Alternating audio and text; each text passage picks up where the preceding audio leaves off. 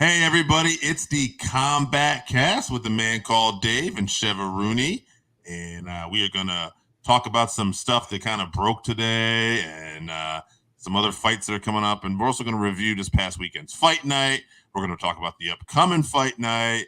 And before we do any of that, Chevy, why don't we tell them who pays the bills? All right, we'd like to thank our sponsor for the podcast, Game Up. They make a thirst-quenching adult beverage with a special blend of electrolytes, perfect for this terrible heat wave that we're going through right now. They come in 4 great flavors currently: fruit punch, orange, lemon, lime, and grape. That's right. Only 110 calories per can, low carb. So get yourself some Game Up, and let's tell people what else we got coming up. All right, July 27th, UFC 304, Edwards versus Muhammad 2 from Manchester, England. And then August 3rd, UFC Fight Night, Sandhagen versus Nurmagomedov. That's an exciting fight. Yes. And then August 10th, there's no fight on the UFC website because they're bad at promotion on their own website. But it does seem like UFC Fight Night, Tybura versus Spivak. I wouldn't be advertising that either. So that's what we'll be talking about.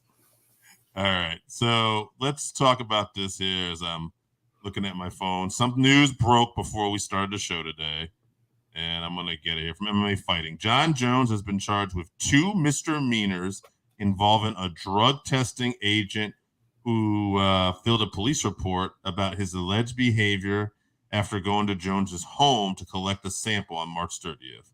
If convicted of both full charges, Jones could face jail time that would be less than 1 year total and up to a $500,000 fine for a petty misdemeanor and up to $1,000 for just a misdemeanor. So that's what we're at. Right. Well, we saw the video for this and they were like high-fiving as she left. So nothing's going to happen from this at all. Jon Jones might do community service or pay a fine or something. He's certainly not going to jail, but nothing's going to happen from this. Jon Jones is going to walk away scot-free like he always does. I'm sick of talking about Jon Jones's bullshit with the law. I'm with you on that. Let's see. There was one other news story, too, that broke here. Hold on one second here. Apparently, Nate Diaz didn't get paid. Yeah, I didn't get to read that, but I did see a headline today. He's suing somebody because he didn't get paid. He's owed like $9 million or something like that. This is the reason why he does those kinds of boxing matches is to get paid. So, yeah, Engo, I guess it's the promoter for the event when Masvidal refused to pay up. According to Diaz, Engo said that he couldn't supply the funds because he didn't profit off the fight like he expected. Okay, well, that sounds like some shady promotion shit, yeah. Also, despite the verbal and written agreements, because his wife might divorce him over the financial loss. This is such a bullshit thing. That's not going to hold up in court. Sorry. This didn't play it out. Like that's not how contracts work. Unless you put it in there in the contract that you're only going to make X amount of dollars if this event draws X amount of dollars, which my guess is Diaz would never sign on for something like that. So, no, he wanted guaranteed money for sure. I'm absolutely positive that was the case. All right, and one other thing before we get to our Fight Night card. Chevy reminded me today, last minute, we let it slip, but bare knuckle fighting this weekend. Jake Paul versus... Oh, no, it's not bare knuckle. Oh, it's boxing. That's right. This is boxing match, yeah. I apologize. Yeah, I forget because Mike Perry's been so synonymous with bare knuckle, and that's who I'm more interested in. Like win or lose, I'm interested just to see how Mike Perry performs in this situation with boxing gloves. And man, I don't want to necessarily pick against Perry in this because I feel like Perry has the tools to beat Jake Paul in a boxing match, and I feel like he'll walk through the punches, but. Jake Paul, like and his team, probably sized this guy up really well. And I think he walks around bigger, and he does have more of the technical boxing aspect advantage, I would guess. My only thing is the one X factor is that chin.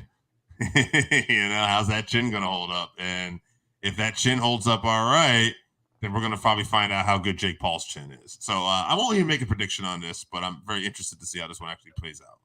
Yeah, this is the most interested I've been for a Jake Paul fight for sure. I'm leaning towards Mike Perry, but I'm always picking Jake's opponents, and he always wins. So I'm with you. I'm not feeling confident to pick anything, but definitely going to be a tougher fight for Jake for sure. So props to him for getting in there with someone as crazy as Mike Perry. Absolutely. It'll be interesting.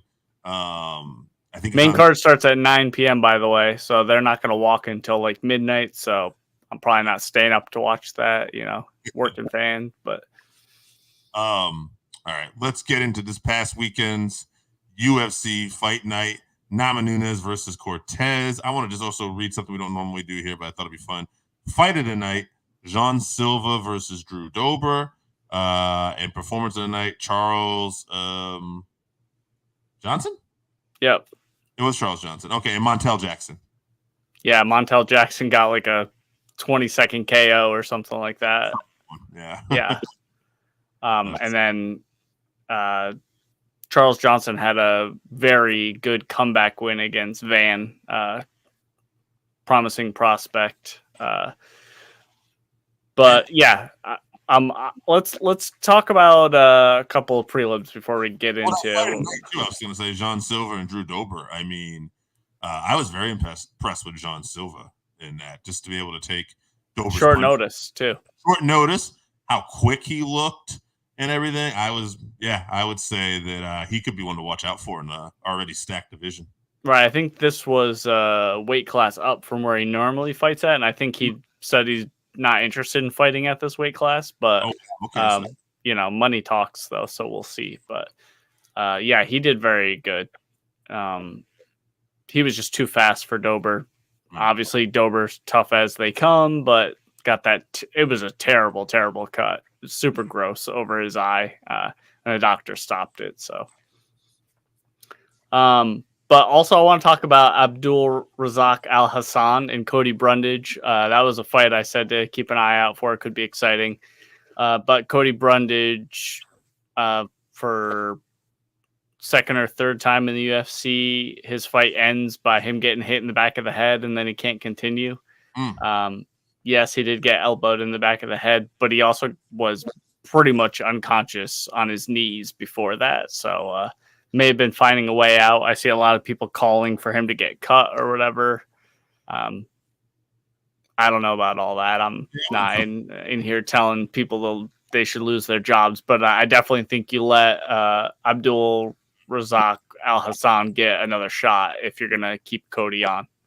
Mm-hmm. Yeah, it's in it because Cody had that slam KO before his last loss to Bo Nickel there. So I wouldn't just cut him just yet, but if he loses a third in a row, all bets are off. This is a stacked roster in the UFC. Yeah, well, this ended up being a no contest due to accidental illegal elbow, but yeah, interesting to see how they work with him. Also, Julian Erosia got a nice submission, guillotine submission over Christian Rodriguez on that card as well too. So prelims were pretty good for this card. Yeah, I think whenever they get out of the Apex, it always seems like the fights are a little better too. Right. All right, let's talk about this co-main event. Santiago Ponzinibbio versus Muslim Salikov.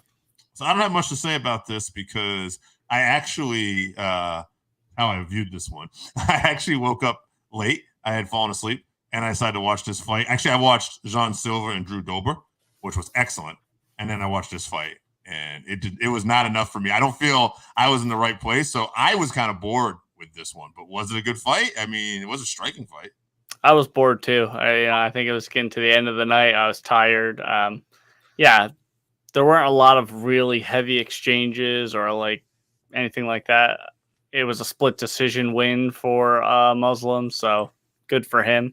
Yeah, just a couple of old guys going at it in the octagon, though. So I did think I did try to come up with an opponent for him at least. I think this is just kind of out of the box a little bit, but I think MVP.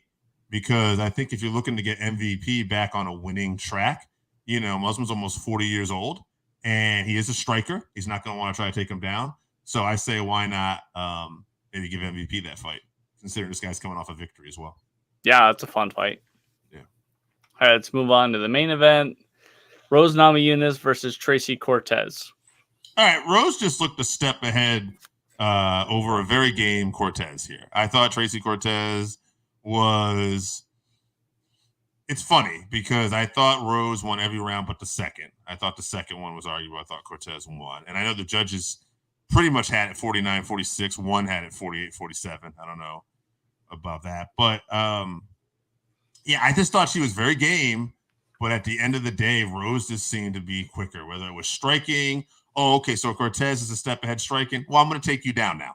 You know what I mean? Oh, Cortez wants to take me down now. Well, I'm going to get out of this, and I'm going to take you down. Or I'm going to show, whatever it was, whether it's experience or whatever, Rose just seemed to know how to be a step ahead of Cortez. And this was a fun fight. I enjoyed this one a little more. I watched it the next day. I wouldn't, it wasn't going to be like the fight. It didn't set my socks on fire or anything like that. But it was okay. It was fun. At the end of the day, I know Rose is calling for a title shot, but at the end of the day, I think she needs another victory. She's ranked 6 currently. At last I looked, I don't know if anything changed today. Number 5 is actually Jessica Andrade, and they're 1-1 at strawweight. I say, why not have a trilogy fight here? And if Rose can get that victory, or do the Macy Barber rematch, and then see how things play out with Grasso and Valentina. Yeah, I'd like to see the Macy Barber fight. I was pretty excited about that one. But as far as this one, shout out to Tracy. She didn't give up. I think this was her first 5-round fight on short notice also. But Rose was just better everywhere, and she really dominated. I thought she won every round, really. So shout out to Rose. Tracy will be back. I don't know what all that drama with cutting her hair and trying to make weight and all that was about. But she made the weight, and she came in on short notice, so all the respect to her. Absolutely. So fun card overall, and let's get to this weekend's fight night. Here we go. Yeah, a couple prelims to keep an eye out for. Miranda Maverick is on the prelims. I'm a big fan of her. And then Brian Kelleher versus Cody Gibson. That's a fun fight on the prelims. And then on the undercard, Doo-ho Choi versus Bill Algea. This is probably going to be fight of the night. Doo-ho Choi, actually both guys never in a boring fight. So I expect that one to be very exciting. But let's get into this co-main event. Brad Tavares versus Jung Park, the Iron Turtle. I love this guy's nickname. Park is 17-6, 5 KOs, 6 subs, 6 decisions. He's 7-3 in the UFC, and although he's coming off a loss, by a split decision, 900 minutes, he's won 4 out of his last 5. So Park is looking good. Brad Tavares is 20-9, 5 KOs, 2 subs, 13 decisions. He's 15-9 in the UFC, and he's lost 3 out of his last 4. He's lost a very good competition. Most people have a decision, but he's been around for a while. He's had a lot of tough fights. I think this is really good matchmaking. But at the end of the day, I like Park by decision here. Yeah, like you're saying, Brad had a tough go lately. Other than that fight where he kicked the crap out of Weidman, who was returning from that brutal leg injury. Iron Turtle trying to overcome that split decision loss to Andre Muniz, like you were saying. But this is a big step up in competition for him, for sure. I'm rooting for Jun-Yong Park, but I think Brad is going to make this a boring fight and squeak out a win on points. He needs the win. He has the fight IQ to get it. I think he might be worried about getting cut if he loses. So I think he knows how to slow a fight down, use a lot of grappling, a lot of clinching, and just win on points in position. So I think that's what he's going to do. All right, let's talk about this main event. Amanda Lemos versus Virna Jandiroba. All right, Jandiroba is 20-3, only 1 KO, 13 subs, 6 decisions. She's won 4 out of her last 5. Lemos is 14-3-1, 8 KOs, 3 subs. She's won 3 out of her last 4. And I just thought this was an interesting stat. She is tied with Rose Namajunas for second most finishes in UFC women's strawweight division history. Most knockdowns landed in UFC women's strawweight division history as well. So likes to keep it on her feet. Whereas her opponent, we notice, has 13 subs. So I think, looking at potential striking versus submission game here. I think I'm going to go with Lemos. I think this is, again, pretty good matchmaking. Could go either way, but I'll go with Lemos. I'll go Lemos by decision, though. Yeah, I don't have a lot to say about this fight. Women's MMA needs a new star. They need a new Amanda Nunes, or they need Kayla Harrison to really take over the reins or whatever. I'll pick Amanda Lemos by decision as well. I don't have a lot to say about this fight. Okay, so let me back up here a little bit, because I said it was good matchmaking, and what I mean by that is, like, it's competitive. Like, I expect this to be like a potentially close fight. But what you're talking about is your level of interest for this, and I'm with you. I don't care. This doesn't do anything for me. And you're right. There has to be a level of interest. And it's funny because I feel like the women's strawweight and the women's flyweight are some of the most evenly matched up, like, division. That is what makes it tough, is because they are so evenly matched. No one's like a specialist at anything, and they're going out and dominating at that one thing. All the fights look very similar because they're all very similar. They're all very well rounded, and they're all of similar skill sets. So nobody's dominating, so there's no real star. And I think that's what's wrong with women's MMA right now. Now, I don't think that's going to last very long. I think a star will emerge eventually, but it's rough right now. Yeah. I would say that the best thing going right now in women's MMA is I'm just waiting for this rematch with Grasso and Valentina. Yeah. That's what Rose has potential. Rose for sure has potential. She always has potential if she's a little bit more active. She looked great. Yeah, Macy Barber. Yeah. There are some stars in the making, but no stars yet, I don't think. Rose could be there if she would just get more active, I think. But she fights once a year, so, and without a belt. But it is an interesting time in women's MMA right now because of that reason.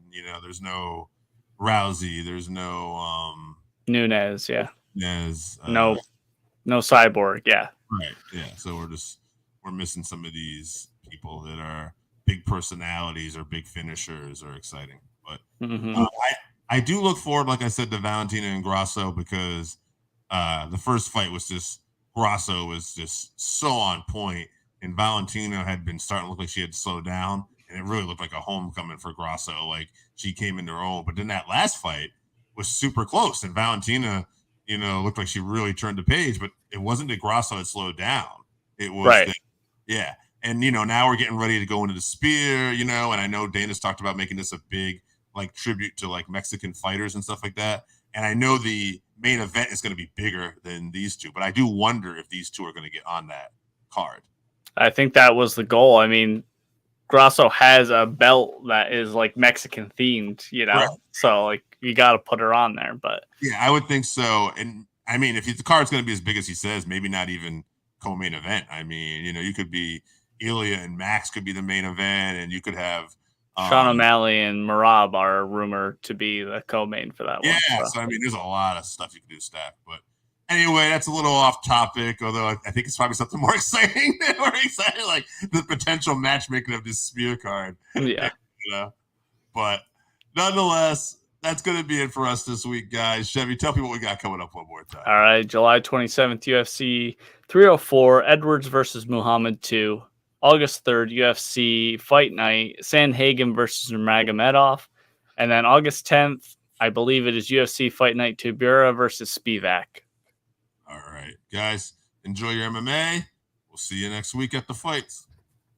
If you haven't tried Game Up, then you are missing out. Imagine your favorite seltzer and your favorite sports drink had a baby, but it's way better than that. Each can is 110 calories, low carb, 4.9 ABV. It's a nice light drink that is not light on flavor. Game Up comes in fruit punch, orange, lemon, lime, and grape.